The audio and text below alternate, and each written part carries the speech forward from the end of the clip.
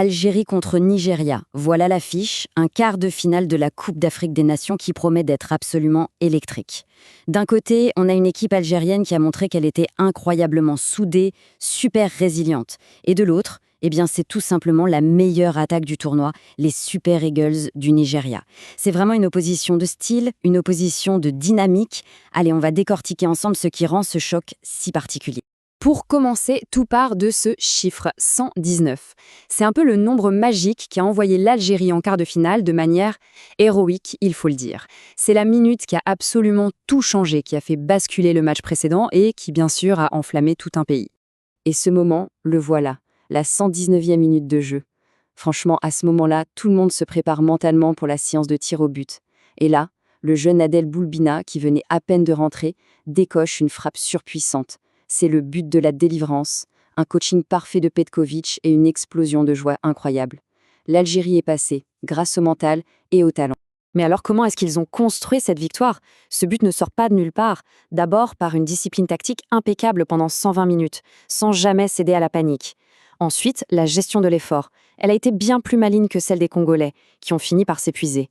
Et puis, évidemment, le coaching de Petkovic, qui a su apporter la fraîcheur au bon moment pour faire la différence. Ok, donc après cette victoire arrachée au forceps, le défi qui se présente est immense. Face à l'Algérie, ce sont les Super Eagles du Nigeria. Et là, sur le papier, c'est vraiment, vraiment du lourd.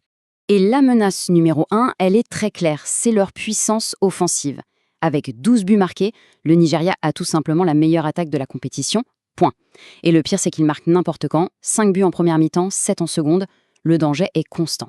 Et cette puissance de feu, elle repose principalement sur un duo de choc, Victor Osimhen et Ademola Lookman. À eux deux, ils ont mis la moitié des buts de l'équipe. Ce sont clairement les armes fatales que la défense algérienne va devoir absolument museler. Mais attention, l'erreur serait de se concentrer uniquement sur eux. Le Nigeria, c'est aussi des transitions défense-attaque ultra rapides, avec un Alexis Iwobi à la baguette. Ils ont un banc offensivement très fourni et ils sont redoutables sur coups de pied arrêtés grâce à leur physique. C'est une équipe qui a l'habitude de ces grands rendez-vous. Du coup, la question centrale est posée. Comment est-ce que l'Algérie, avec sa solidité défensive et sa discipline, va bien pouvoir continuer cette vague offensive nigérienne? Clairement, la préparation va être absolument cruciale. Préparation pour la bataille, oui, mais sur et en dehors du terrain. Parce que pour l'Algérie, ça se joue sur plusieurs fronts. Il y a des facteurs externes qui pourraient avoir un impact non négligeable. Bon, d'abord, côté effectif.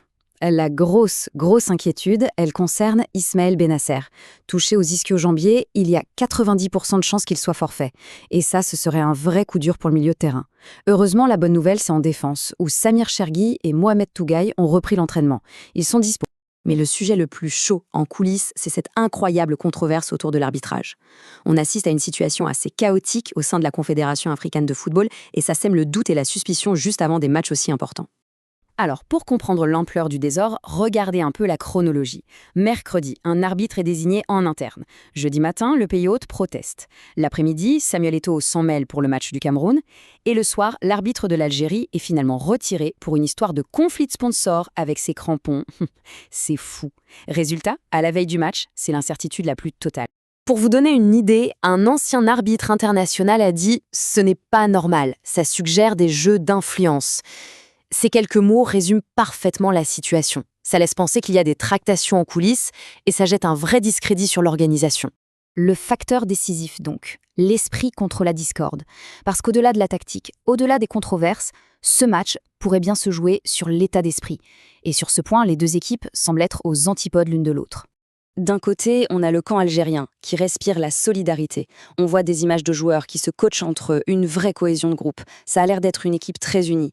Et de l'autre côté, le Nigeria, où l'ambiance serait secouée par une crise interne à cause des primes. On a même entendu parler d'accrochage entre Osimhen et Lookman et de rumeurs d'égos compliqués à gérer. C'est le jour et la nuit. Et d'ailleurs, cette citation du joueur algérien Haj Moussa, elle résume tout.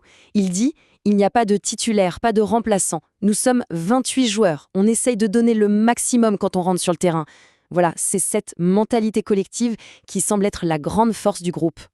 Et le symbole de tout ça, évidemment, c'est lui, Adel Boulbina. À 21 ans, ce jeune dont l'idole est Cristiano Ronaldo est entré en jeu pour marquer un but de rêve. Il incarne parfaitement cette jeunesse talentueuse et surtout cet esprit de corps qui anime l'équipe algérienne en ce moment. La question finale, elle est donc assez simple. Dans ce choc de titans, qu'est-ce qui va triompher? Est-ce que ce sera la puissance de feu individuelle du Nigeria malgré toutes les tensions? Ou est-ce que ce sera la force collective, la discipline et la solidarité d'une équipe algérienne qui semble plus unie que jamais? La réponse, eh bien, on l'aura sur le terrain.